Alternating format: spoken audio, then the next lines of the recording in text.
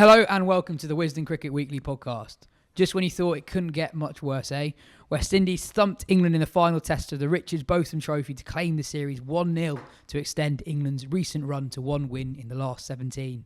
We'll be talking about that, the Women's World Cup, Australia's win in Pakistan, the start of the IPL and more. I'm Yas Rana, and with me to do that in the studio is the Editor-in-Chief of Wisden Cricket Monthly, Phil Walker, and the Managing Editor of Wisden.com, Ben Gardner. But first, let's hear Mark Butcher's thoughts on a new low for England this winter. Butch, as a spectacle, what do you think of the series? What did you make of the two sides on show across the three tests? I mean, the sort of the standard of cricket at times was pretty low, I think, and that's not to say that both teams did not put in huge shifts on the two flat pitches in Antigua and Barbados. But, there was a lack of sort of high quality, genuine fast bowling, high quality spin. And, the batting, probably Stokes' assault on in Barbados and Joe Root's 200s aside was okay. Thankfully, the pitch in the last one had a little bit of something in it for the bowlers, although it wasn't a great surface by any means, but at least it meant that a result was possible. And in the end, as has happened quite often in recent times, when it came down to it, England kind of fluffed their lines. It was the series was. I don't think it'd be particularly memorable. I think it'd be memorable for the West Indies. I think doing the double over England this winter in the T20s and in the Test series is a massive fillip for them and for cricket in the region. And for England, it leaves yet more questions about the direction of travel. With red ball cricket, obviously director of cricket to be decided. Joe Root's captaincy coming under further questioning and personnel, who exactly are the people from this trip that you would stick with? Who are the ones that you think, okay, well, we'll draw a line under that? All of those questions are still very, very much in the air and front and centre. Far from kind of removing any of those questions, this trip has only made them more and more relevant. I guess one question that's kind of elevated to the top of what people are interested in at the moment is around the future of Joe Root as England Test captain. A long list of former England captains have called for Root's time as captain to come to an end. Do you agree? And if so, I guess the obvious question is then, why would a new captain make a difference if, with the attack England have got and the struggles of England's batsmen for a long time, and there's a stat going around that of a very long list of England batters and all-rounders to debut since 2015, only Rory Burns averages more than 30, and that's 30.92, I think. So what would a new captain do to change that, if anything? Yeah, I mean, it's interesting, isn't it? I think the batting collapses. I mean, the two in this last Test match don't even feature in the sort of the list of the greatest hits under Joe's captaincy. So the collapse is a feature rather than a bug of the team under him.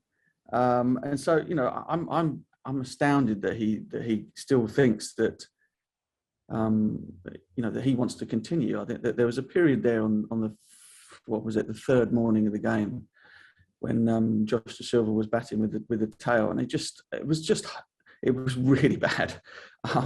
Not sort of usually given to calling out things to that extent on commentary, but on both the radio and on the television, I was just like, this is utterly hopeless.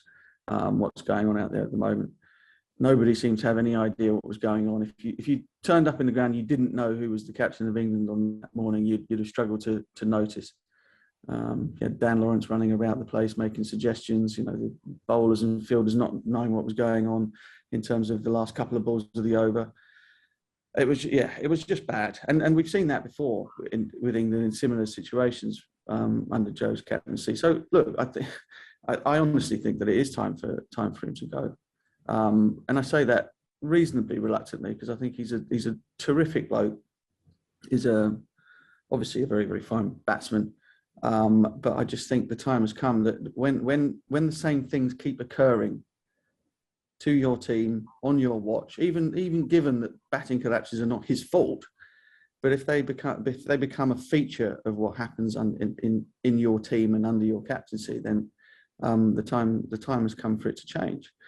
As far as who you would give it to, I mean, there's only a couple of players perhaps in the side at the moment. You would say are 100% picks. Stokes and himself being two. I mean, Johnny Bairstow, perhaps in the light of everything else that goes around, would be another. And then, of course, the two fellas that have been left out, who perhaps a line might have been drawn under had they both come across pitches like the ones in Barbados and Antigua, are now, the clamour for them to return is going to be enormous. Under which circumstance you might say that Stuart Broad is probably the guy you say, okay, well, you do it for the next 6 months and we'll see how we get on. The answer as to who then replaces is not an obvious one, but I'm now very much the opinion that I don't think that's a reason not to make the change. Do you think it's even possible for a new captain to make a difference in how a side bats? Does a captain have, is it possible for a captain to influence the mindset of a dressing room in such a way that people actually bat better? Like, is that even possible?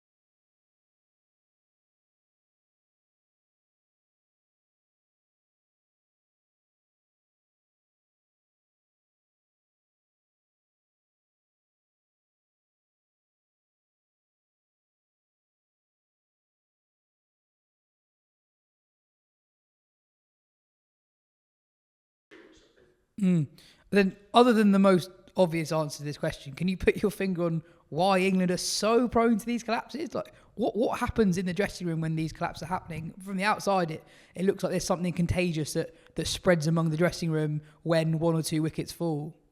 Yeah, and that's exactly what it is. I mean, having been involved in dressing rooms where you've gone through a spate of this thing happening, and what do you do to address it? Well, first of all, you have to talk about it, and you have to admit that there is a massive issue there. But yeah, it certainly looks like contagion, doesn't it? It's every time, pretty much either every time the ball moves sideways, or every time a couple of wickets go early, particularly one of them being Joe himself, then the whole shooting match tends to come down. And of course, you go back to the first Test match in Antigua, and England very nearly happened again, and it was stopped by a combination of really good batting for Bairstow. West Indies kind of fluffing their line slightly after the break in terms of the choices that they made tactically, and a very, very flat pitch. Those are the three things. But then, as I said, in the game where it really mattered, it happened twice. 90 for 8, 100 for 8, and you lose the series because of it. Yeah. And just finally, I wanted to ask you about one individual, and that Zach Crawley. A lot of pundits, a lot of players who've had brilliant international careers are really strong in their praise for Crawley. They quite often talk about how he's got a really high ceiling. He's obviously a very good timer of a cricket ball. But you on commentary basically called his dismissal in the second innings as it was happening. You pointed out the technical flaw that proved his downfall. I've basically been of the opinion, even before his 267, that he just looks like a really good white ball player to me. And the stuff that people say that he needs to improve on and that will take him to the next step seems at like such a elementary level in someone's game that it is perhaps wishful thinking to assume that he can just pick that up whilst playing Test cricket. I mean, essentially his weakness is balls that are a good length just outside off stump. You're going to get a lot of them as an opener in Test cricket. You get a lot of those, yeah. Look, again, I think that for him, it's a case of addressing that there's an issue, because it seems enormously boneheaded to me keep to stick with the sort of like the technique, the positioning in terms of his guard, the weight balance and all that kind of stuff, flying in the face of all evidence that it's killing him at the moment, and because there is enormous amount of evidence to suggest that you iron that out and you've got a real player there. And I guess the question, it's his game, and at some point these dismissals and the lack of consistency is going to cost him his position in the side, and then it comes back to whether or not he's going to make the necessary adjustments to score consistent runs at that level. And it also depends on the patience of the selectors as to go, well, how long, we all think this guy can play, but how long are we willing to let this go until some sort of intervention has to be made? I mean, it's been made with Ollie Pope. He spent the trip doing sprints with Ollie Robinson, lapping Ollie Robinson in the sprints at lunchtime. Will any significant difference have been made with his game whilst he's been out here for the next time that he gets a go? Because he will. And it's all part of the learning curve for young players. I mean, Zach's 22, so it certainly wouldn't write him off. But you also have to go, hang on, come on. This is now, it's so glaringly obvious that even an idiot like me can point it out on the television. So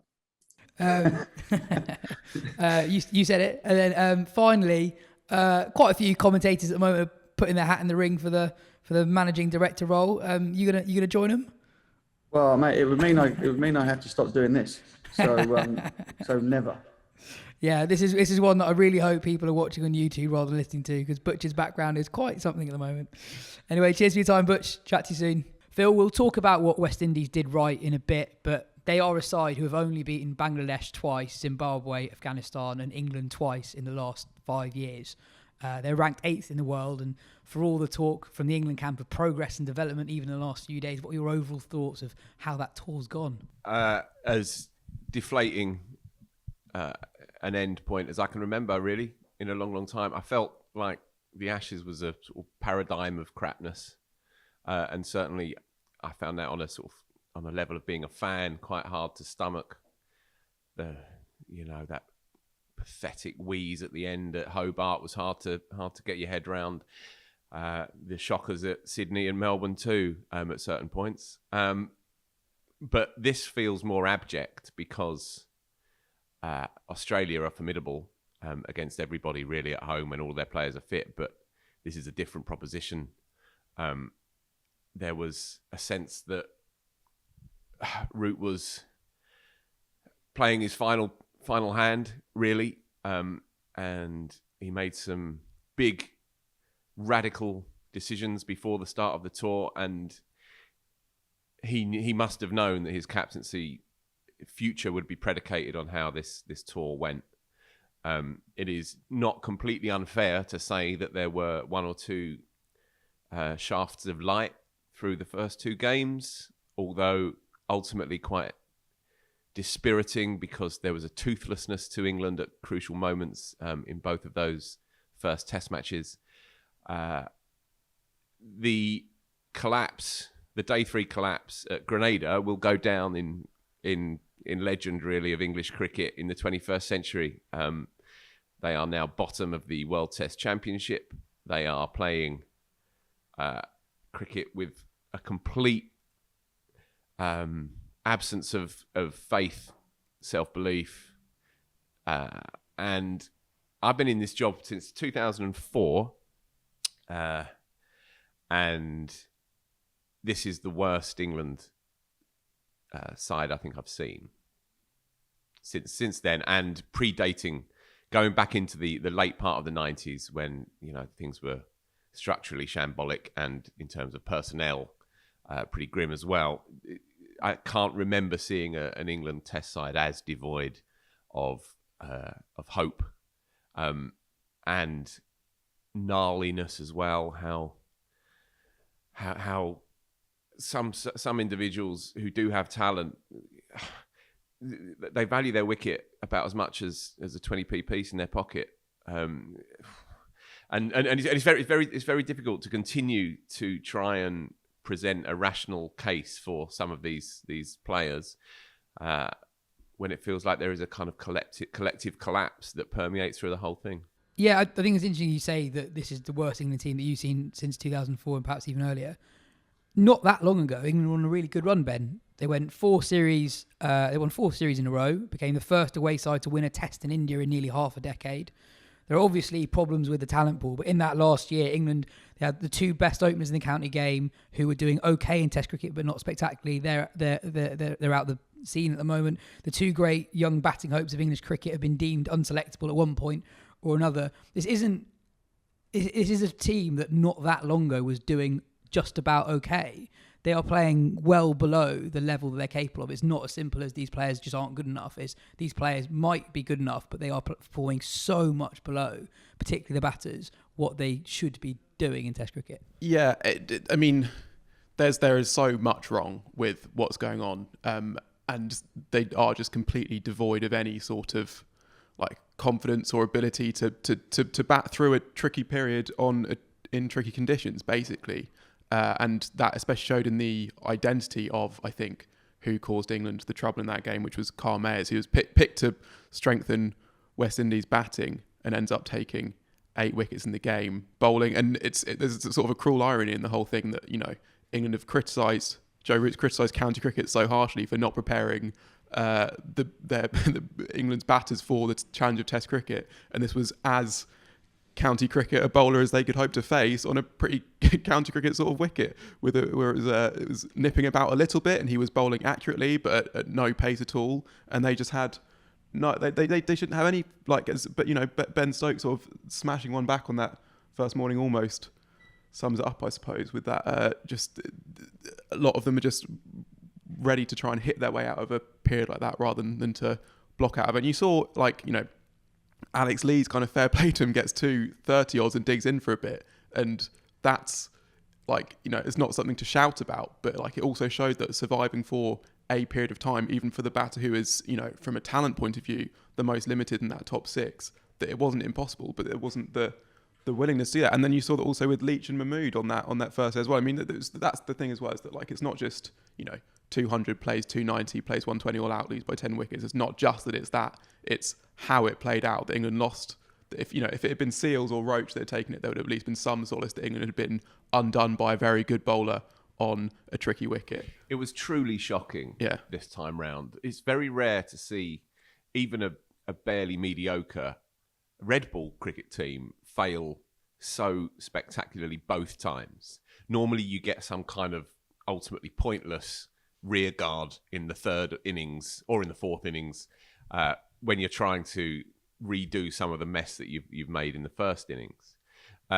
England compounded what they'd served up on that first morning. I mean, as you say, they were 114 for 9, I think. I mean, Joe's not here because he's got COVID, but he said on WhatsApp that if it wasn't for that Saqib and Leach partnership on the first day, we were talking all-time. It's an worst. all-timer. Yeah. And the thing is, in the end, that will be remembered as well. Now, England lost. Was it at England lost at Melbourne, conceding 260, and they lost by an innings. In this game, they've lost by 10 wickets, and their 10th wicket partnership is responsible for half of their first innings runs. So, I mean, put it like that. Riddle me that. Go on. Just one thing. I'm upset, by the way. I can tell. I'm genuinely upset. One thing as well, I think there's part of it is that because of how abject England have been over a period of time, that they don't. It's not just they don't trust themselves to get through a tricky period. I think they don't trust the rest of the batting lineup as well. I mean, you look at Lees. By the time he gets to 30, England are 4 down and 6 down. Like there's no way to build a long innings, because by the time you've got yourself set, if you are trying to take your time, the rest of the team are back in the hut because they're not playing properly. So you think, well, if no one else is doing it, why should I? And also, even if I do block it, by the time, you know, I've got to any sort of start, then I'll be having to hit out with the tail at that point anyway. You know, it all kind of feeds back onto itself, I think. It's probably just worth going through that second innings. And I've got to bear in mind, right, I was watching it, but I was also getting ready for the Saturday night. I had a party. I've just moved house. I had a housewarming party, and I was feeling quite chipper. I was cooking some decent food and getting the drinks all ready. And then there was this embarrassment taking place in the corner of my front room, and there was a sort of morbid fascination, and people were turning up at the party, and we were seeing the last rites play out. And if you run through it, it's one for the ages. It's a catalogue of shit, right? From Zach Crawley, you two went away to West Indies, and I sent you a message as you went. Just remember, Zach Crawley can bat. He just made that 100. He can bat, but he hasn't learned to bat. This is the frustration with him. He can bat. You see how crisply he can hit a cricket ball, but he hasn't learned to bat. You saw that when a ball goes soft after 40 overs, then it becomes much more easy to score runs. You saw it with England's 10 and Jack, and you saw it obviously with De Silva, who played brilliantly, and we'll come to that later. But Crawley goes out there, it's one straight back at the bowler that he has to get out the way of in the air, could have been caught. Then he throws one through extra cover and then nicks off 2 or 3 balls later. It wasn't over extra cover and he's nearly caught cover in both over extra innings. cover as well, yeah. And now you see that on a Saturday afternoon, in some provincial cricket match, you see that. Someone chancing their arm, and you know they're going to be there for a good time, not a long time. The whole nature of that game showed that you have to eschew the drive early doors. Obviously, the ball goes soft, it stops swinging, etc., etc. It was staring everybody in the face in that second innings. Alex Lees is done okay if the new okay is scrapping to 30 odd, and he obviously, he adapted reasonably well to the situation. He doesn't have many shots, but that's not necessarily a problem. I wouldn't say he's net good over all the 3 test matches, but he didn't disgrace himself. 2 of your stroke makers at 4 and 5, both out leaving the ball. I mean, it's talk about sort of scrambled minds. And it felt like the way that those 2 went was the kind of the motif, right, of this collapse. Joe goes in there at 3, plays a shot that would disgrace him as a 10-year-old against an easy medium pacer swinging it outside off stump and no feet, throws his hands at it, caught second slip. Mayers gets him out twice in the same game. Can't face him. It reminded me of when David Gower talks about Tim Lamb, the Northampton medium pacer, could never lay a bat on Tim Lamb. So you're 5 down. Then, of course, you got your comedy run out as well. You got your comedy run out. That was the lowest moment. I say comedy, not comedy. It's dark, it's black, it's vicious. And again, Ben Folkes, he's come into the side. He's looked a little bit shaky, let's be honest. He's had a really bad series. Fallible and all the rest of it. Really bad series. All the rest of it. Sorry, it's my new verbal tic. Every time I say it, get rid of it. So it had every single attribute of the end of days collapse. I've been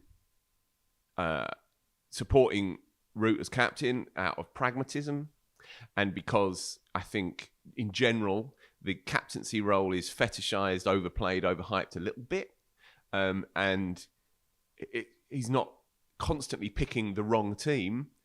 He's just making do-ish with a peculiarly, inexplicably humdrum period for English red ball cricket.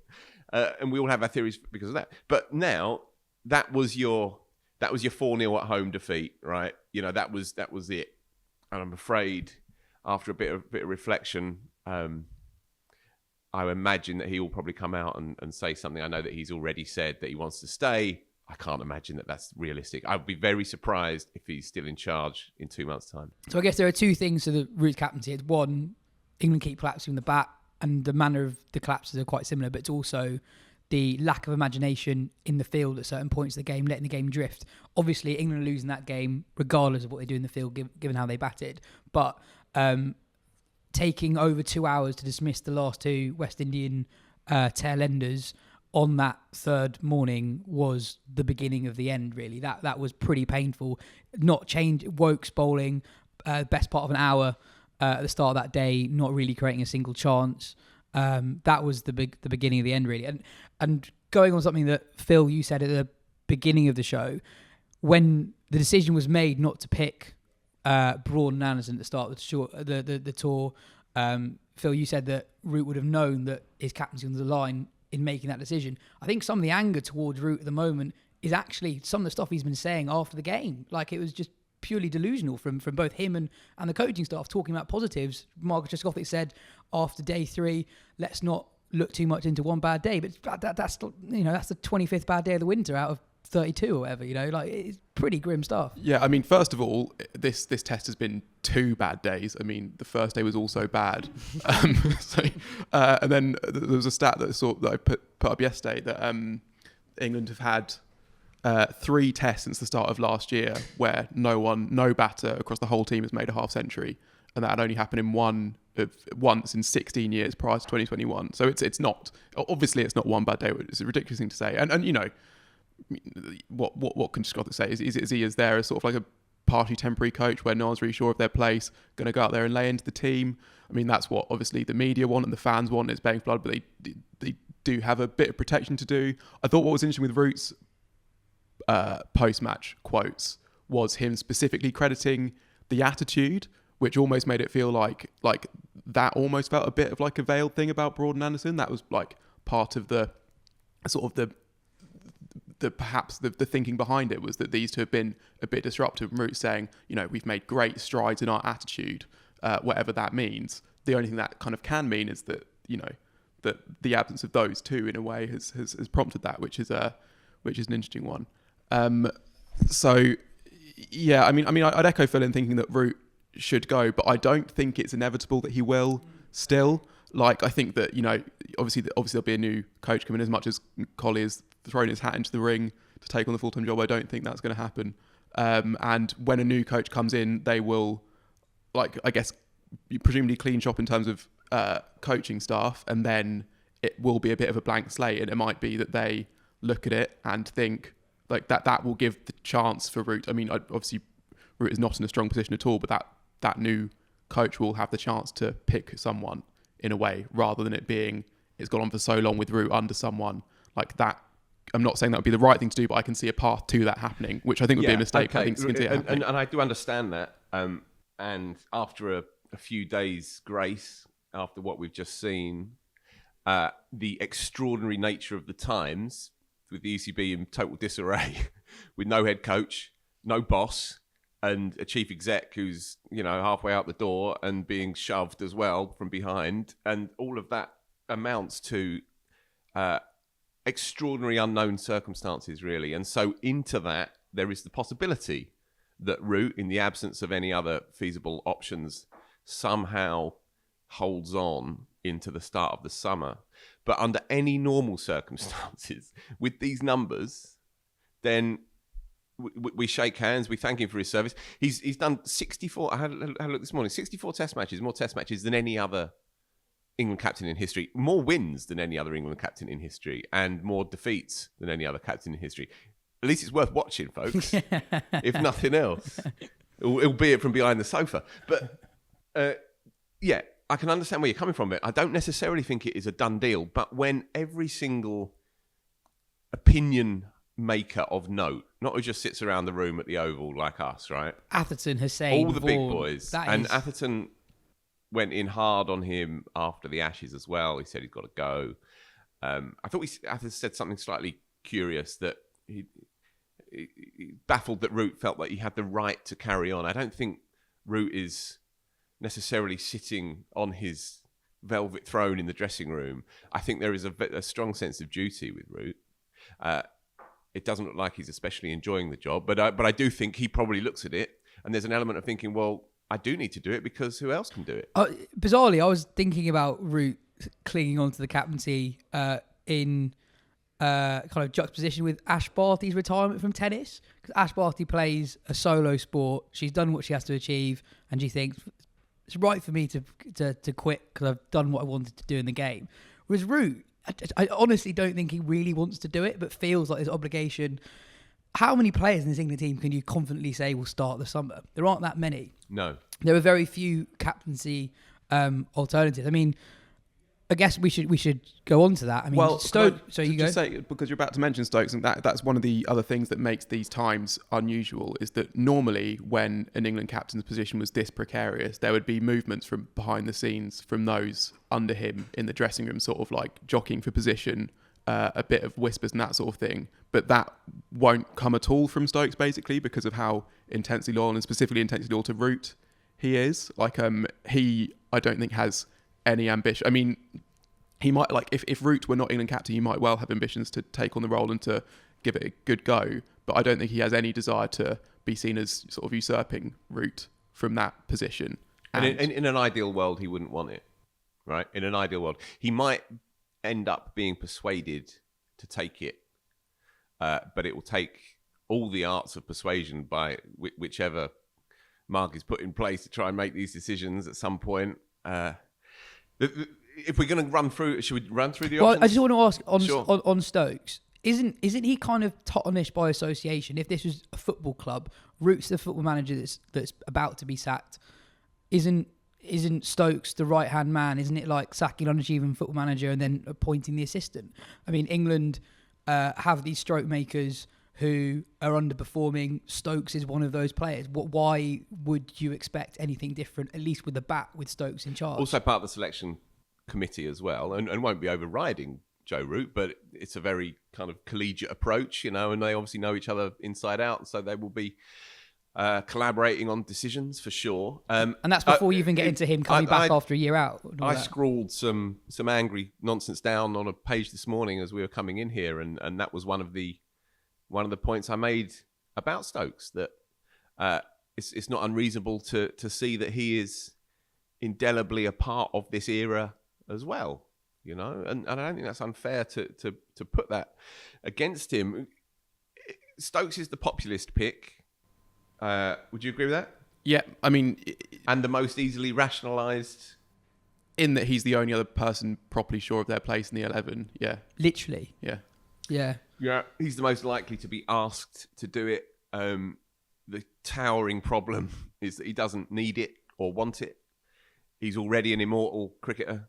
He's already a multi-millionaire. He's also not that long out of a break to manage his mental health, and is one of England's most heavily workload players in all three formats. Pros column, authority, competitive instincts. He will assume respect straight away. No shits given. He dropped Broad in a prescient precursor. He dropped Broad, the one and only Test match that he did. Stokes lost it, of course. Lost it at home. Pros drop Broad, cons drop Broad. Yeah. Cons, you've got to live it and breathe it every single day. Will Stokes want that extra responsibility? As Ben says, he has he's taken on a very sort of singular journey, if you like, Stokes. And for 6 months last year, he wasn't even involved in the setup. He hit the wall. He hit the burnout wall. And he carries this background. He was close to destroying everything, as we know, and managed to turn his career around. He also has literally a TV film crew following around every day for his upcoming no holds barred reveal all Amazon or Netflix documentary or whatever it's going to be. Does the England Test captain need or require all of this stuff as well? None of it is persuasive. None of it is convincing. There are no candidates out there that we can with confidence say that is a legitimate other alternative. Well, I think the thing is, so one thing on Stokes, I would say, and this is why also I can see the path to Root remaining as well, is that there's only so much that we can know, and it will depend on who comes in having that conversation with Stokes and finding a way to have that conversation, divorcing it from his loyalty to Root. If you can sort of say, imagine Root's just not there, like, how do you feel about it, sort of thing. Obviously, there's no appealing option. If there were an appealing option, Root would have been gone, a long time ago. But it's about who is the least bad option. And until this tour, I would say that has been Joe Root, and it's now, I think feels like that's no longer the case, and that just anyone else is the least bad option. And I guess who are the other, Stokes is the most realistic and plausible. Should we go through them in kind of levels of realism? I think after Stokes, the next one is probably Broad. I think if a new coach comes in, I know that's going to be quite interesting after he's just been dropped. But I think realistically, it'll make a good copy when he drops Root after the second Test match of the summer. That will be good fun at least. Two things I'd like about Broad. He would be writing fewer Daily Mail columns very angry at the decisions of the captain, because he would be the captain. He'll sleep better. Yeah, exactly. And I think there could also be, if Broad is not going to play every test match, that could help, because part of the issue with this is the sort of the mystic role of the England test captain and how sort of mythic and overarching that thing has to be. If you have a captain who is just by definition not going to play every game, and he has to have, a close relationship with the vice who comes in for a bit, or it just moves around a little bit, perhaps... You're painting that as a positive thing. Well, I think you need to demystify it a little bit, don't you? Because that's part of the reason why the decision not to the extent that the person who is normally the captain half the time isn't actually playing. And so then you have this peculiar power vacuum where the vice captain, who might that be? Jimmy? But could you not... Who might the vice captain be? Who knows? And so what happens if Broad is struggling when he's on the park as a skipper, and then the vice captain is doing okay? The whole thing is kind of unheard of, really, to have a non-playing official test match captain. It's unheard of. But then we are living in unheard of times. So I honestly think I can't see that person. But it works in the other formats, right? Like it's no big issue when Owen Morgan misses a one-day international or a T20I series or two, and Butler steps in. Game, he's going to be the captain. Sure, but like they're important. Broad would presumably play any important game as well that he's fit for. Right. Okay. So on the Broad thing, they've got 10 test matches from May to the end of October, start of November. We don't know the exact dates of the Pakistan tour, but basically it will be 10 test matches in about 7 or 8 months. 3 of which are in Pakistan. Now, Broad, massively debatable whether he gets in that squad, let alone in that first 11. In Pakistan conditions, we've just seen what it's like in Pakistan. Hopefully we can come to that, because that's actually really worth talking about. Anyway, it's very debatable whether Broad gets in that 16, let alone in that 11.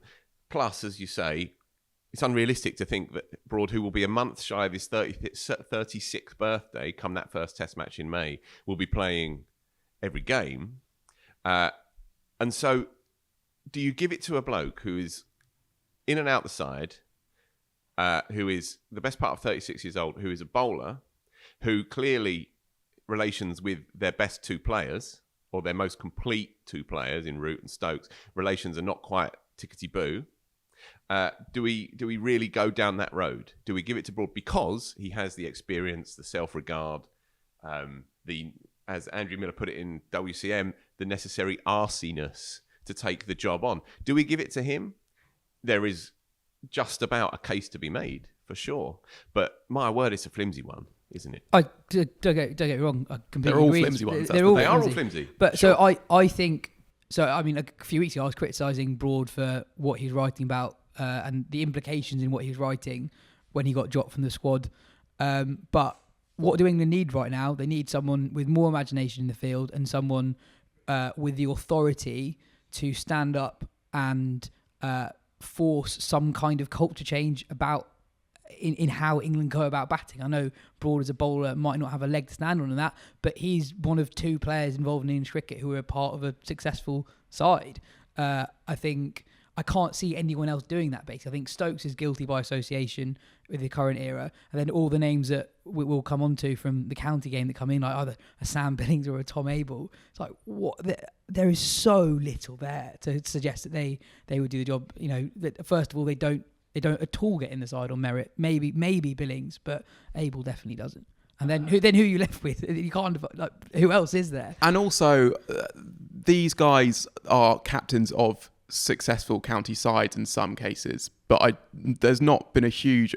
people are often equating that with being hugely engaging, sort of invigorating captains, which I don't think either of what Abel or Vince or Will Rhodes are. I mean, there's things like all of them, but it's not as if there's like a Mike Brearley waiting in the Shires who can come in and add loads of value as a captain. Most of their value comes because they are just not in the team and not associated with the setup and have some sort of record behind them. But I don't think people are looking at these guys being like, wow, this is a captain who is adding absolutely loads of value. Not to denigrate them or anything. And there's I've talked to him. Maybe I like him quite a lot. And there's lots like about Vince. Yeah, exactly. Literally, yeah. Yeah, Billings also nice, likable bloke. But and I'm not saying any of them are completely out of the realm of possibility, but they're not going to invigorate the team in the way that some other past England captains have. One name, by the way, and there are reasons for it, but he just never gets spoken about, even though after Stokes and Root, he is the most likely to keep his place, is Johnny Bairstow. You know, he's now played 80 odd test matches, is, you know, not firmly in either of those two camps, really. I mean, he has absolutely no captaincy experience. You know, it's just strange that he doesn't get talked about at all. He's also, one thing about Bairstow is I don't think people realise how popular he is with England's fans. Like he does. So I was out for dinner when we were in Barbados. Did I tell you I went to Barbados, Phil? And I was talking to some family I had who were out there, who were at the test match, but just in the crowd. And they like just loved Bairstow just for how much he was just like, you know, interacting with them on the boundary, chatting to people, doing like silly dances and that sort of thing. Give him the job then. No, I'm not. But I'm not saying that. But that in some ways, I think that would be a populist appointment as well. And I think because of sort of, you'd see that he's a slight outsider in that dressing room. At least he's not Root's deputy in the way that Butler and Stokes are, and he's not, you know, that in that broad and Anderson axis kind of thing. That can sort of lead. I think there's a difference in perception of him among England's fans versus among the dressing room and the media. But I can it's just interesting that he's not talked about. I'm not touting him. It is. You have a player who is a world star, well travelled, a World Cup winner, 80 Test matches, back in his best form as well. And I mean, it's only a conversation in the context of it not being a conversation. But we just leave it there. Yeah, because you know Johnny Bairstow moves on it to his own tune. You know, it's really a rousing thing that he's back in the side and he's doing okay, and that's great. But he's not ever really been considered to be captaincy material, whatever that means these days. The other JB is Jos Buttler, right? Now, and you laugh. I'm not laughing. I'm smiling. You laughed. I'm smiling. There's a difference. So, look, Jos Buttler, A, probably doesn't want it. B, may not be up to it. But that seems to be the case with most of them. I had a look at Butler's record compared to Bairstow's this morning with the bat. Since the start of 2020, similar sample size. I think one's played 14 tests, the other's played 16 tests. Bairstow averages 33.5, Butler averages 32.5. Butler would have been batting slightly further down the order and would have had gloves. So next to no difference between the two of them. Across their overall career, Butler averages 32, Bairstow averages 34. Again, Butler would have been batting further down the order and keeping more than Bairstow. What we've seen with Ben Foakes is interesting. What we've seen is what people who watch lots and lots of cricket know, that no wicketkeeper is infallible. No wicketkeeper is foolproof. People drop catches, whether you've got gloves on or not. And we have seen, especially with the run out, that it's not quite worked out for Ben Foakes just yet. And I'm not saying that you jettison him necessarily by any means. However, if we are thinking that this is year dot, that you can't get any weirder, it can't get any worse, then you look around that selection of players, that inner sanctum of players, and Jos Buttler is as respected a figure intellectually as a reader of cricket matches as anyone else in that setup apart from Owen Morgan. He is the heir apparent to Owen Morgan in the white ball stuff, which may throw this point out anyway. Sure. And maybe we do protect what we're good at. And maybe that's fair. Maybe that is fair. But Butler's story, it seems like people have just put a big black line through him because he had a bad Ashes. And on the Ashes thing, there are certain caveats with Butler. I mean, he played 2 or 3 awful shots where it looked like he was done in the mind, but he also batted all day, or the nearest part of all day, and was an hour away from saving that test match, that second test match, and he played quite well. 2020, the year 2020, or was it 2021? 2020. 2020, he had a great year. You know, England's Player of the Year, and he made runs, and it looked like he'd found the alchemy, if you like. And that first year back, 2018 as well, was when he played sort of 4 or 5 as a sort of properly weird crucial knocks. Specialist number 7 or 8. Yeah. It was odd, but looked like he'd then, found the right kind of tempo, the right kind of balance. What we saw in the Ashes was a reversion to confused Butler. And maybe that is the end point of his career. Maybe what I'm saying here is such nonsense that you may as well just edit the whole thing. I don't know. No, I'm just looking forward to the comments. But I think with Butler... But hold on, just on Butler. Yeah. if he'd had an okay Ashes and he'd kept his place, or even if we just take this back to 6 months ago, right? Root breaks a leg, or he's just had enough after 50 games, and he says, "I'm done," and Stokes says, "I've got no ambition to do it." Then Buttler is the next person in line, isn't he? He's absolutely in that weird, netherworld of 6 months ago. Buttler is the next person in that conversation. A bad Ashes, and now he's only ever referred to in the past tense. I don't know if that's necessarily the end point of his story in Test cricket. He's 31 years old. He's done okay in his Test career. It's interesting. I mean, Ben, you made the point during the Ashes series quite a lot that people exaggerate how tough a time Buttler's had in Test cricket. I think I'd say two things. One, again, like Stokes, I think tarnished by association with this mini era of English cricket.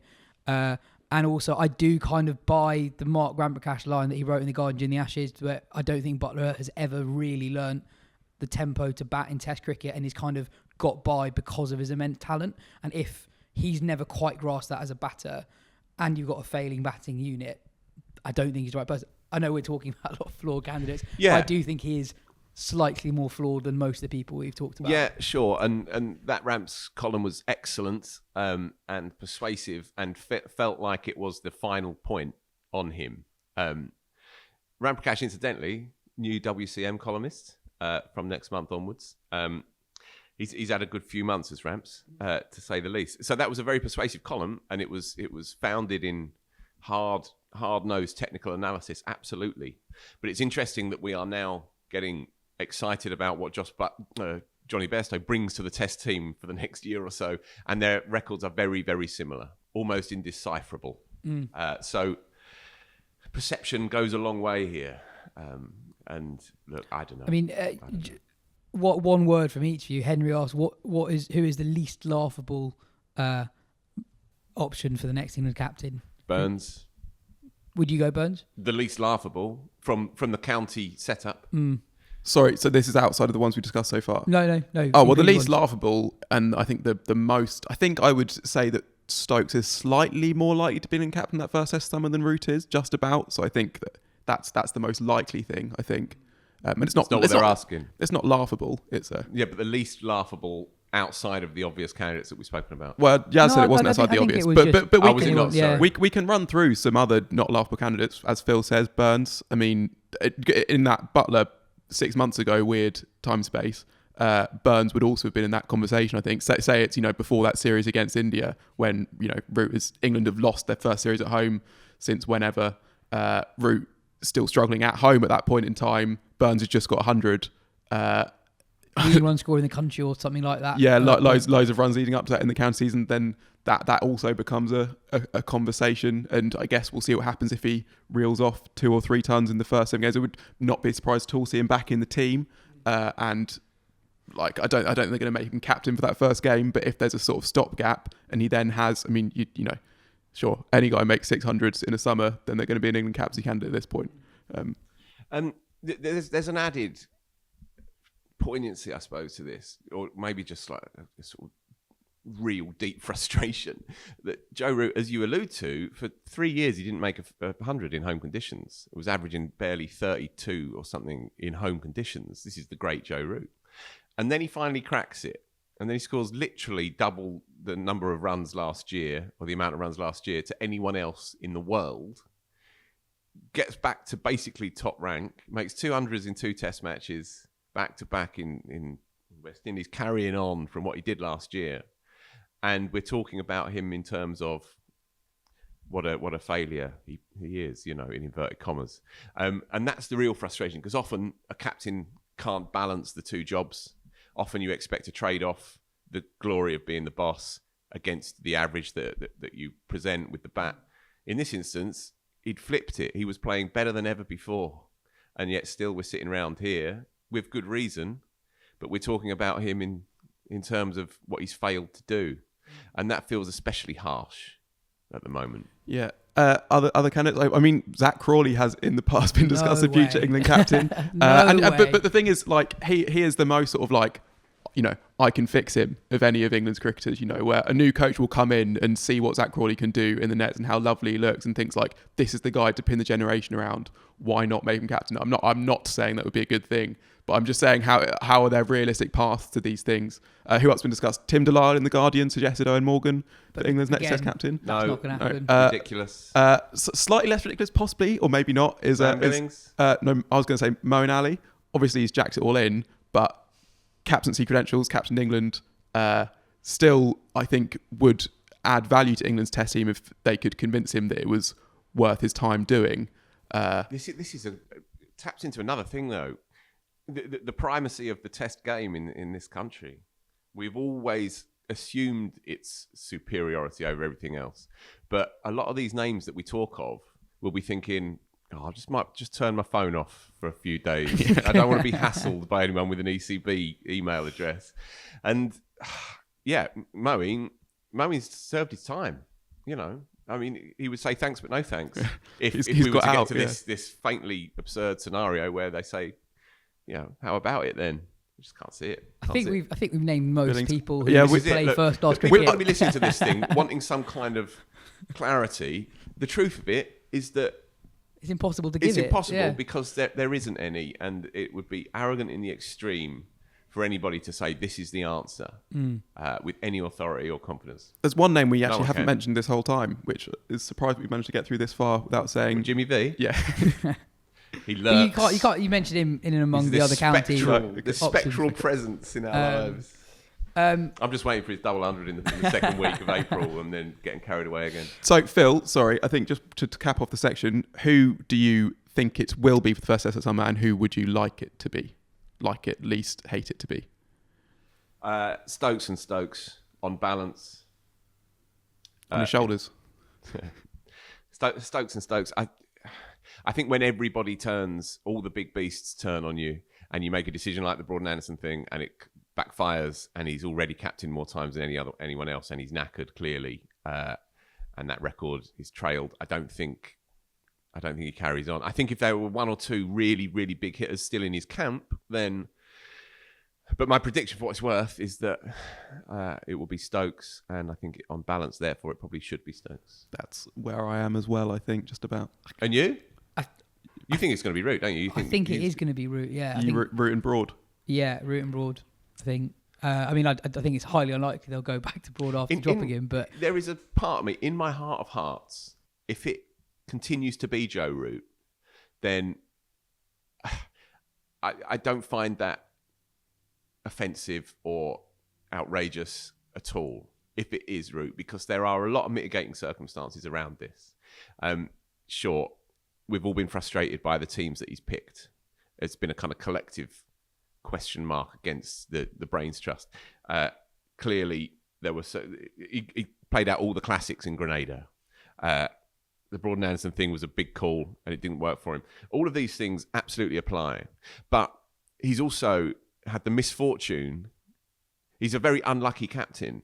He's presided over a terrible period of a talent dearth that seemingly kind of came out of nowhere. And he's also lost his champion in Archer. Wood broke down after the first Test match, just after he looked like he was really, really cracking it. They bring in Ollie Robinson, who's done okay, doesn't play another game. 3 Test matches, can't get himself fit. A number of these things press up against the point that Root is fundamentally a crap captain. He also did, having had Saqib Mahmood in and out of the squad for 2 years, decided to play Craig Overton ahead of him in the first Test match. Yeah, again. Yeah, I know. I get what you're saying. I think, as always in sport, people kind of overreact one way or the other to what they've just seen. And yes, it has been very bad, but like we have gone through some totally absurd suggestions. Sure. Root still is probably in the top 3 most sensible options, even if you think he's done a terrible job. Yeah, they all say though, all the people who have done it, and Cook, Strauss, Hussein, etc., they've all done it and they've all staggered into a press conference in tears, broken, hunched and shattered. And Root's done it for longer than any of them, and he has endured more difficult circumstances than any of them, arguably. certainly there's a lot of obstacles that he's had to overcome, and he's run the thing with great dignity and commitment and devotion and class as a bloke, as a figure. But it felt like the end point, Grenada, and I don't think it's going to feel any different next week either. I quite enjoyed, just on the captain's storming out thing, reading about David Gowers. Was he off to see... Went to see Anything Goes. Anything Goes, that's it, yeah. Gavin got a rough ride from the press back, most of whom were former teammates, basically, saying, like, why'd you bowl everyone from the wrong end was one of the questions, I think. And then in that BT Sport interview, was Gowers sort of on the other end and was giving Root a reasonably tough time. Like, he wasn't letting Root sort of waffle on and sort of fill out the time, basically. Like, he was cutting him off before the end of his answer to ask the director, sort of like, all right, now this thing kind of thing. Yeah. And Root, there was a slight element of tetchiness, and Root, that's the most shattered Joe Root has ever looked, I think, was in that interview. Yeah, just he the must be pictures in shock after that as well, are just awful. He would have gone into Grenada thinking, do you know what? We've probably had just about the best of these 2 test matches. 2 winning draws. Yeah. You know, I sort of fancy it here. And they got mayored. Absolutely classic. On West Indies, Will asks, did West Indies play a genius hand with their pitches? Yeah. It tricked England into thinking they're good at batting. Amazing. Like that pitch for Barbados is sort of a technological marvel. That Carlos Brathwaite sat in your chair, looks much better in it than you do, and said a couple of months ago, this is our Ashes. This is, whenever England come over here, this is our biggest series. We try and raise our game for it. Everything builds towards that. They prepared 2 tough watch pitches, first 2 test matches. I mean, I'd be a liar if I said I watched more than half of it. But they played into their strengths for sure, and then they gambled a little bit on that final test match, and you know, it played out for them. They won the toss in that third test and took a big call, and yeah, strategically, tactically, absolute masterclass for sure. And obviously, Mayers grabs the headlines of the ball, but Ben, you kind of called before the third test match that, you know, West Indies do just have a much more threatening bowling attack than England have. And in Kemar Roach, he's so skillful. And then Jaden Seals, one of the most talented young bowlers in the world. Joseph hits 90 miles per hour. It's a team that you can see getting 20 wickets. And it was a really smart pick bringing in Mayers for Pamal. Yeah, I mean, it is smart, but well, maybe they did think he had it in because he was brought on quite early as well. It's not as if he was throwing the ball after sort of like a 70-year-old opening stand and then he's got a good record with the ball in both first class and Test cricket. And you know, I mean, and that's the thing. Like on helpful pitches, a guy who hits the spot time and again and does a little bit is going to be pretty hard to face, and you're also not going to be able to. I think some of England's players think they should be able to score quite quickly against a player like that, and when they find they can't, that sort of leads to some of the issues. So yeah, that was a brilliant pick, and Josh De Silva played absolutely brilliantly. Had played well in the series up to that point as well. I don't think he'd been dismissed before getting to 30, and he's really likable. He's played some good hands before, but this was a real statement knock to be like, this guy is, you know, he's properly in the team now. It was fun. I think it was on the first day he might have dropped a catch, and you could hear him on the stump mic just saying like, I am the worst wicketkeeper in the world. And then goes and plays things like that where because at the end of day 2 when he was just over 50 not out, I think 58 not out. Yeah, I would have just about, I think, rather have been in England's position at that stage. West Indies leading by just under 30, 2 wickets in hand. I think if you can get a team, if you can keep the lead to under 50 and the other side has to bat last, that is a position you would, I think, generally take. But Josh Silver just completely took the game away from him. I know there were faults in having them bowled and that sort of thing, but he I didn't like England's attitude on that second afternoon, was it? Yeah, second afternoon. Firstly, obviously, tactically, it was all over the show.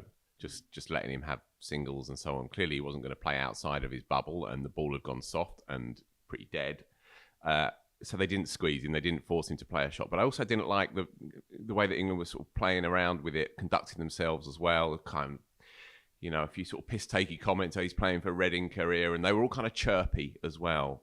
And it didn't reflect great on them, I didn't think, really, because they weren't in charge of that game. They were letting it drift, but they'd have thought, oh well, now we've kind of made our mark. You know, we'll knock these last couple over. We'll get a lead of 40 or 50 odd, and we'll go and win the game.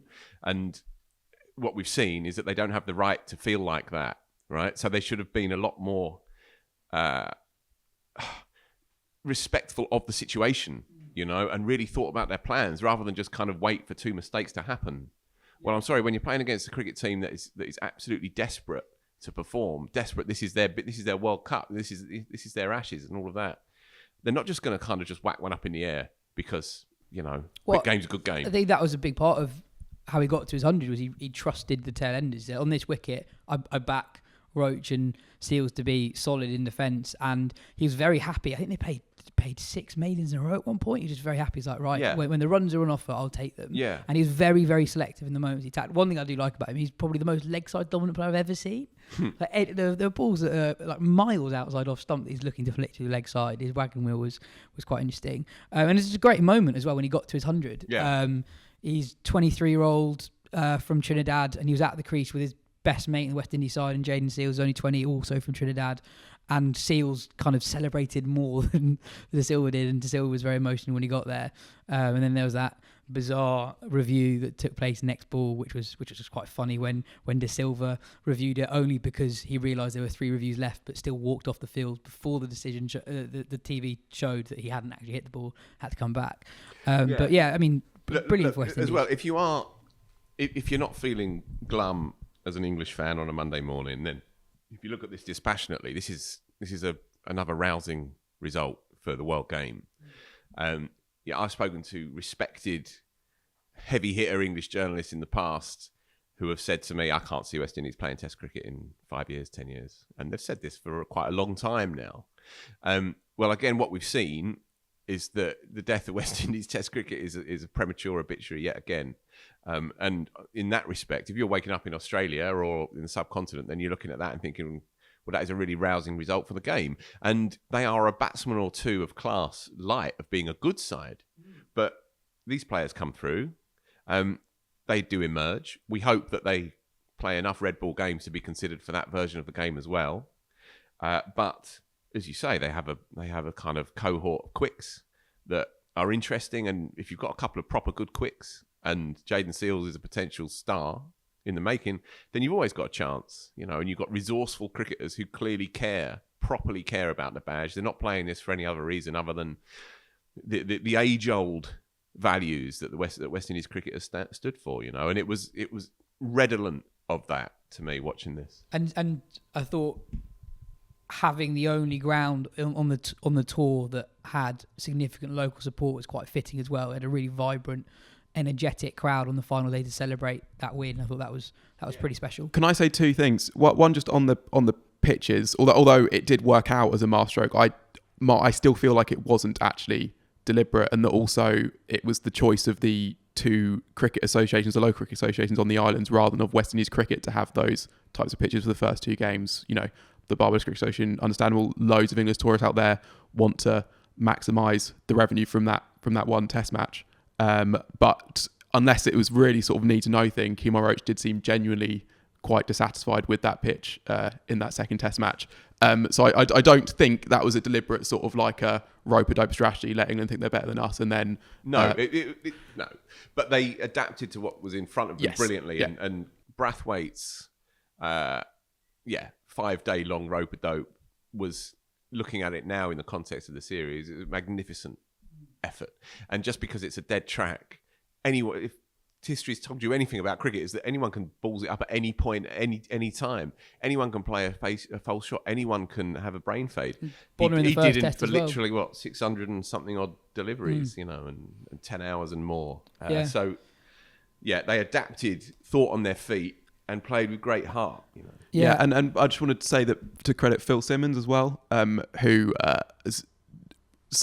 obviously you mentioned the teams that West Indies have beaten in series recently, but there have been a few other promising results in as well. I think last time did they draw against Pakistan and against Sri Lanka? There's 1 week again against Pakistan in there. Like, he has instilled sort of a real belief in this side, and he also has figured out how to sort of like navigate what can be quite a politically tricky job. And I think with, because these aren't just, it's because it's not a team that represents one nation. You do have lots of competing interests that make it up, and because actually, as we see with that Barbados game, how economically important it is. It's not just about cricket. In cricket, it is like a thing that, politicians get involved in. There's huge proper politics in there as well on occasion, and he is managing to navigate that at the moment. The tea break on day 3. Yeah, and Ralph Rangnick as well. Yeah.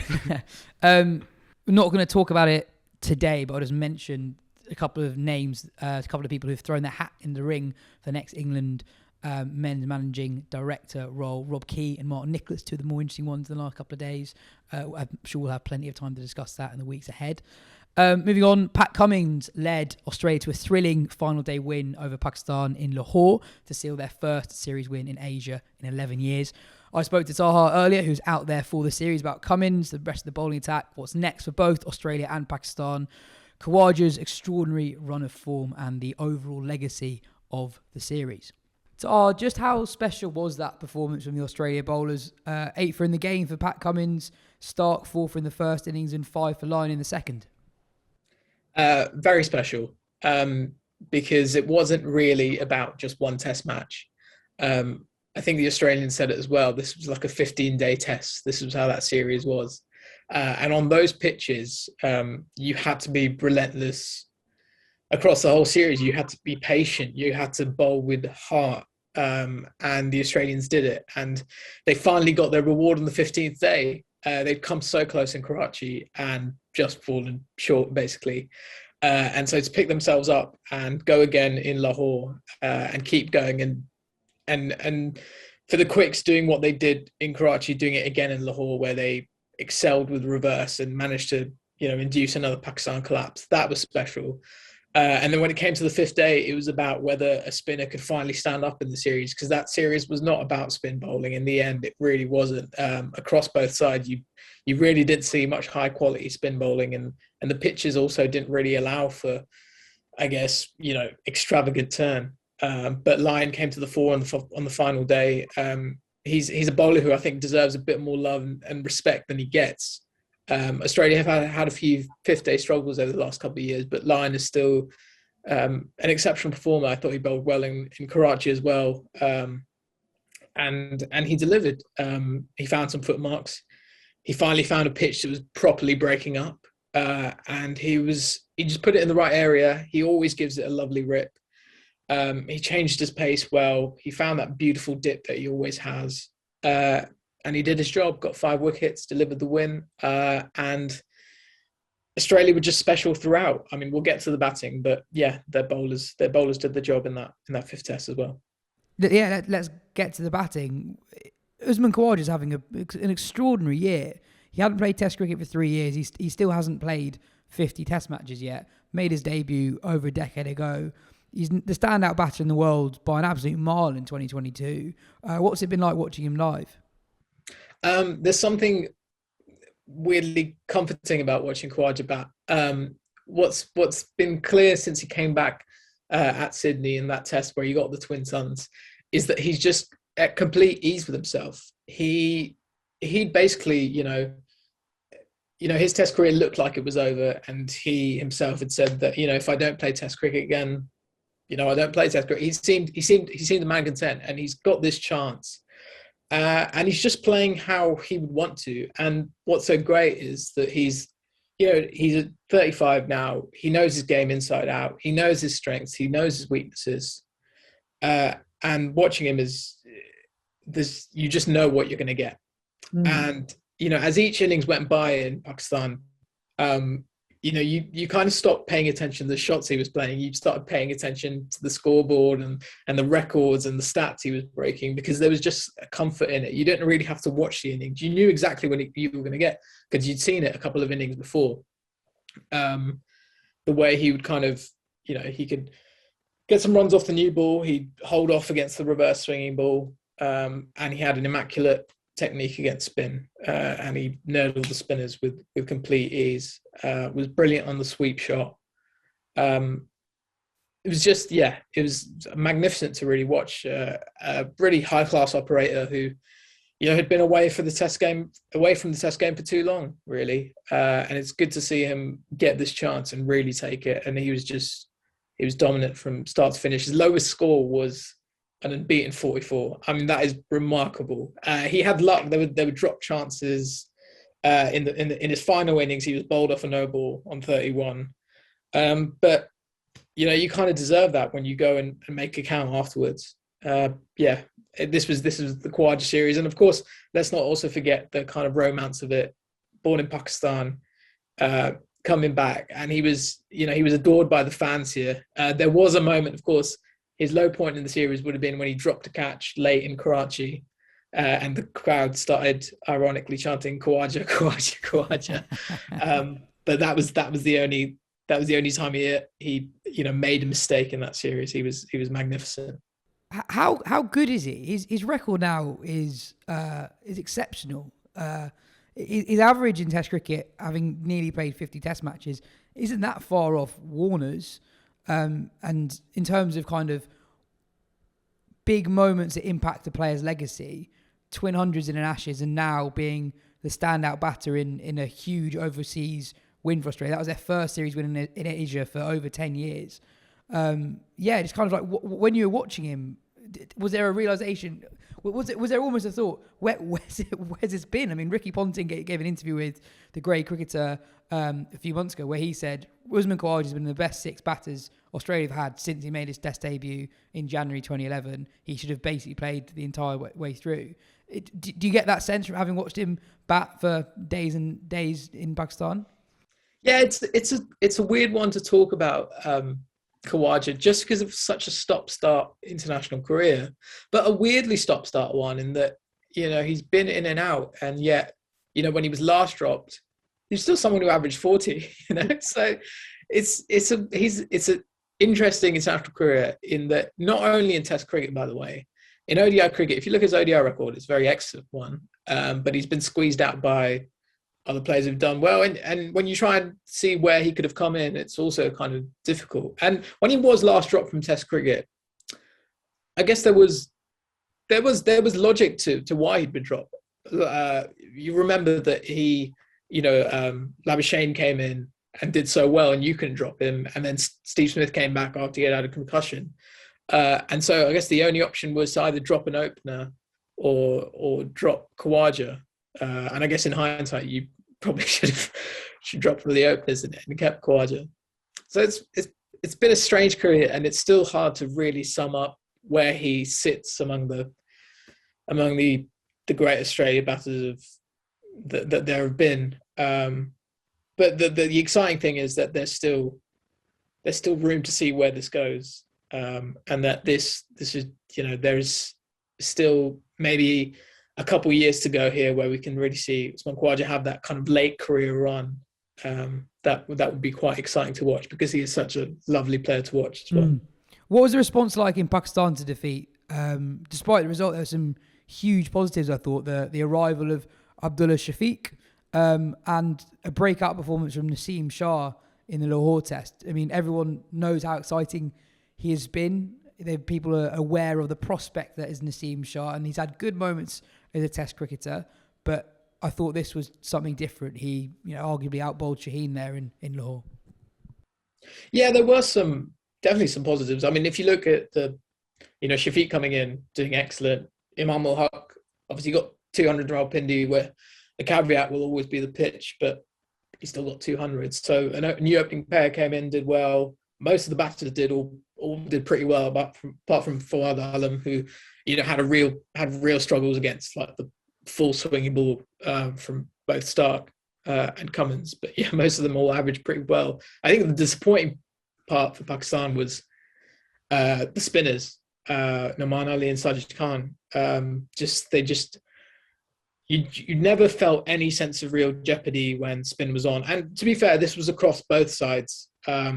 Until basically the last day of the series. So it wasn't a series that we remembered for its spinners. And that's where I think Pakistan where they'll almost see an issue, because those two guys are actually, in domestic cricket, they've been the top performers. And so then when you're looking at who's the spin bowler that can come with Pakistan and perform on these pitches, and there are serious question marks there. So that's their point of concern. The point you make about Naseem, Shaheen is the star in Pakistan. Obviously, when he comes on, you can sense it in the crowd that this is Shaheen Afridi. This is our star. This is our key fast bowler. But Naseem, the way he bowled in that third Test, he was the star. To kind of maintain that pace throughout an innings on a slow, low wicket, and to find the reverse that he did was very exciting. And his numbers don't look great right now after 10, 11 tests.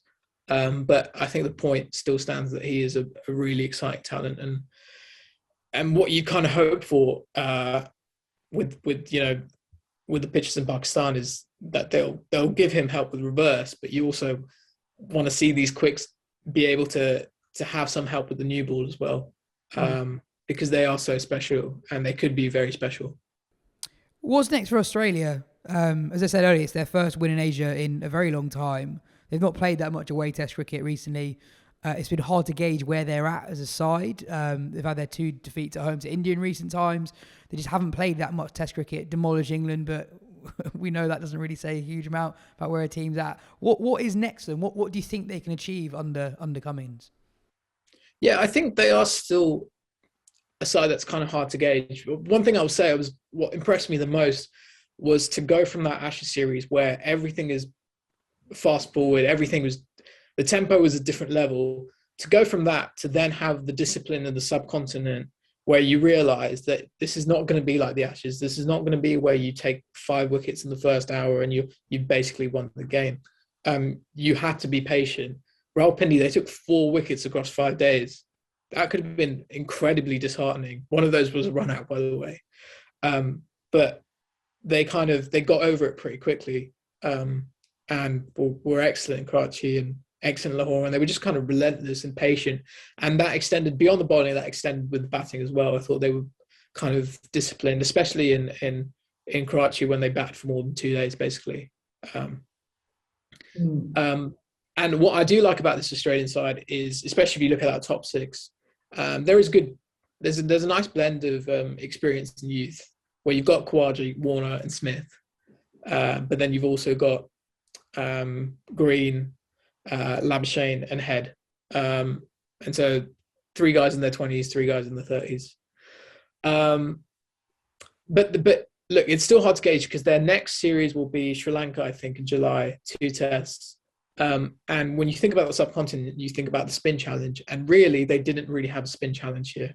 It was about navigating the Pakistan quicks with reverse, and the spinners, Noman and Sajid, they just didn't have that effect you would have thought. And so they've still, I'd expect the spinners to be, come into play more in Sri Lanka. And the other thing is that while Lyon bowled well in that final day, they will still have question marks about their second spinner, because Swepson had a difficult series. He bowled well at times, but there are times where he did really struggle. They may be ranked number 1 in the world, and in Cummins they have definitely the best test bowler in the world. This tour kind of showcased it to me watching him live there. But I don't, it still doesn't right to say that they're the best test side in the world. This was their first away series since 2019. They've still got a lot to prove. And so it's still a side that has, still has points where they need to work things out. But it's got a side that's got a lot going for it in terms of, like I said, that blend of youth experience, the quicks they have on the bench waiting to play as well. And then the all-rounder Green, who batted brilliantly. His bowling stats might not look magnificent, but he offered a lot of control, was able to reverse the ball with control as well. And he's going to be key in the subcontinent to aid with the balance of the side as well. I guess most ominously for everyone else, they won a series without Scott Boland getting on the park. So beware Sri Lanka. And finally, Taha, just how was your time out there? What's your message to people thinking about travelling to Pakistan to either play or watch cricket in the near future? It was an extraordinary experience. For when you met journalists who asked that they'd asked me where I've come from. I've come from England. I mean, the way we were received, not just myself, but all the visiting media. I think a lot of people were taken aback because, it means a lot. I know this is the point that is kind of banged on about the return of international cricket to Pakistan and what it means. And when it's a message that's constantly repeated, it might sometimes lose its effectiveness. But it really does mean a lot. It means a lot to the people that were there watching. When I got the opportunity to go and talked to people who had just come in and were watching the Test match in the crowd. They banged home that point. This means a lot to be here and to watch a full strength Australia side. That was the thing that kept on coming back. This is a full strength Australia side that's come here. There were people here that were there to watch Cummins, to watch Smith, to watch Warner, and those players got a lot of love. They got a lot of respect from the crowd, and it was an oddly wholesome series, like weirdly wholesome at times, where the players from both sides just seemed to get on really, really well. And it was sweet to see. At times it was a bit jarring. It was like, what's going on here, guys? You better be. You're supposed to be Australia. What's going on? yeah.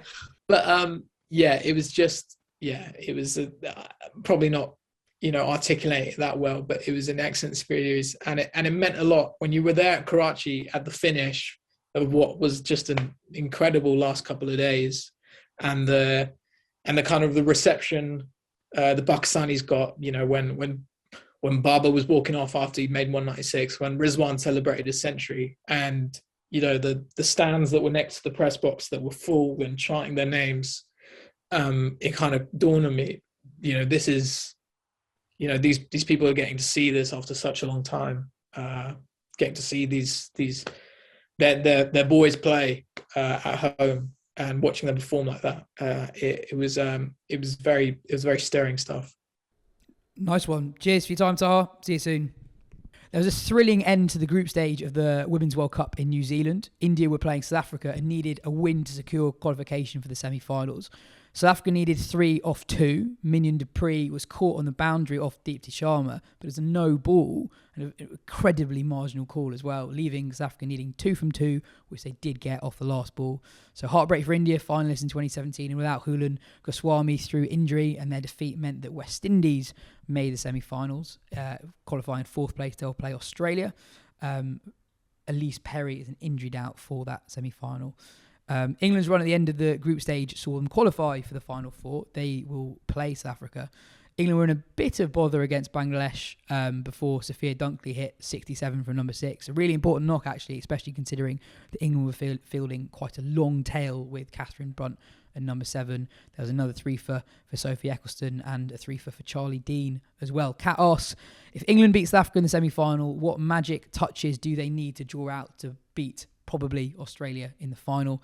We're on the up and it feels tantalisingly possible. Thoughts? I kind of feel that whoever gets to the final and will probably play Australia, one of those teams needs one of their big guns to have a day similar to what Harmanpreet Kaur did to Australia in 2017. Yeah, first of all, it's a big if. I mean, South Africa have been South Africa favourites. far superior to England in this tournament so far. And when you consider that's without their talismanic captain, Dane van Niekerk, that is a hugely impressive effort. England have third place looks right in the end, but they have really stumbled their way to that semi-final spot. And even, as you say, in that game against Bangladesh, that is not a team that was like suddenly purring. I mean, we should give credit to Bangladesh, who do have a very good bowling attack, but still, that was not, England roaring into the semis. But having said that, Australia have been pushed close. They've kind of, even when they've been pushed close, they've kind of kept teams at just about arm's length in this tournament. There have been, their first game against England was a win by, 12 runs? And then they only squeaked home against Africa in the last over, even though that was like sort of like a comfortable last over win if those things exist. But it's not as if they are completely unbeatable. England do have Sophie Eccleston, who is absolutely brilliant. They've got batters capable of making hundreds against that attack. They've got, in Dunkley, a player who can take a total from good to very good. And South Africa, came close to anyone to beat them. So, Australia obviously still massive favourites, but I think that even West Indies, with how they've got to the semi-finals and especially how they played in those first games, they'll now know, because their tournament seemed like it was kind of done, basically, and they needed that washout was against South Africa to basically get in that last point, which sealed their spot. They will, and seeing their reaction to that India thing, obviously any team will be happy to make the semis, but they'll have got a bit of a get out of jail free card, and they'll think, okay, we just need to rouse that spirit for 2 more games, kind of as they did at the start of the tournament. And, it's not beyond them either. Australia obviously massive favourites, but there are dangerous players across all the teams. Absolutely. The IPL has begun. We're 3 games into it at the time of recording. KKR beat CSK in the tournament opener. Delhi Capitals chased down 178 against Mumbai, and then Punjab chased down 206 against RCB. Odin Smith on IPL debut whacked 25 of 8 the death for Punjab to seal the game. He was also bowling at like 92 miles an hour. Really? He's an absolute freak of a cricketer. Yeah, absolutely. And finally, Bangladesh thumped South Africa in the final game of that series to win. That 2-1, but also get some more crucial ODI World Cup Super League points in his bed and explained on last week's show. Bit of trouble for South Africa. We actually do have one final question. Cam asks, what is cricket's equivalent to the Will Smith Chris Rock moment?